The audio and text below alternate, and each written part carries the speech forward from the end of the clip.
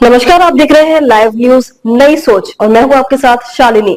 आओ बढ़ते हैं आज की बड़ी और खास खबरों की ओर। परिसीमन के बहाने डीएमके की अगले साल होने वाली विधानसभा चुनाव पर नजर, सीतारमण ने सीएम स्टालिन पर साधा निशाना।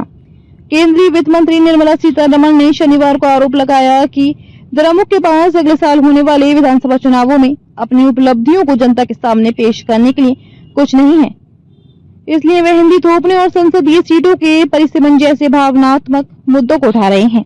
उन्होंने राज्य की कानून व्यवस्था की स्थिति की आलोचना करते हुए इसे अराजकता करार दिया। सीतारमण ने अन्ना विश्वविद्यालय की छात्रा के यौन उत्पीड़न मामले को लेकर सत्तारूढ़ पार्टी पर निशाना साधा और पूछा कि क्या आरोपित द्रमुक पार्टी कार्यकर्ता नहीं है। सीतारमण ने द्रमुक से पूछा कि उसकी सरकार ने तमिलनाडु के लिए क्या किया है। उन्होंने कहा कि द्रमुक अपनी अक्षमता और भ्रष्टाचार को छिपाने के लिए भावनात्मक मुद्दे उठा रही है। उन्होंने कहा कि प्रधानमंत्री नरेंद्र मोदी साफ कर चुके हैं कि परिसीमन के मामले में किसी भी राज्य के साथ अन्याय नहीं होगा। उन्होंने कहा कि लोकसभा सीट बनाने के लिए जनसंख्या ही एकमात्र मापदंड नहीं है, जैसा कि लद्दाख और लक्षद्वीप जैसे छोटे जनसंख्या वाले क्षेत्रों का प्रतिनिधित्व करने वाले सांसदों से स्पष्ट है। हिंदी थोपने के विवाद पर सीतारमण ने कहा कि ये झूठा प्रचार है। तमिलनाडु के मुख्यमंत्री एस.के. स्टालिन पर अंतर्राज्यीय जल विवादों में राज्य के अधिकारों को छोड़ने का आरोप लगाते हुए और मेकेदातु बांध विवाद को लेकर कर्नाटक के उप मुख्यमंत्री डी.के. शिव कुमार के खिलाफ शनिवार को भाजपाइयों ने काले झंडों के साथ विरोध प्रदर्शन किया। विरोध प्रदर्शन का नेतृत्व कर रहे भाजपा के राज्य प्रमुख के अन्नामलाई ने दावा किया कि तमिलनाडु को केरल और कर्नाटक के साथ जल बंटवारे को लेकर कई समस्याओं का सामना करना पड़ा है, लेकिन स्टालिन ने उन्हें हल करने के लिए कुछ खास नहीं किया।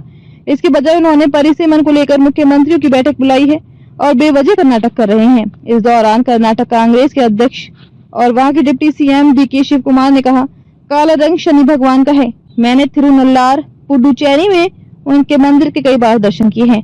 उन्होंने कर्नाटक द्वारा कावेरी नदी पर मेकेदातु में जलाशय बनाने की योजना पर कहा कि ये बांध तमिलनाडु के लिए कर्नाटक से भी अधिक लाभकारी होगा। प्रधानमंत्री को लिखे पत्र में वाईएसआरसीपी प्रमुख ने इस बात पर प्रकाश डाला कि परिसीमन का मुद्दा इतना गंभीर है कि ये देश में सामाजिक और राजनीतिक सद्भाव को बाधित करने का कारण बन सकता है। विपक्षी नेता ने इस बात पर जोर दिया कि संविधान में इस तरह संशोधन किया जाना चाहिए कि किसी भी राज्य को अपने प्रतिनिधित्व में कमी का सामना न करना पड़े। हालांकि बैठक में वाईएसआरसीपी को बुलाया गया था, लेकिन उसने भाग नहीं लिया।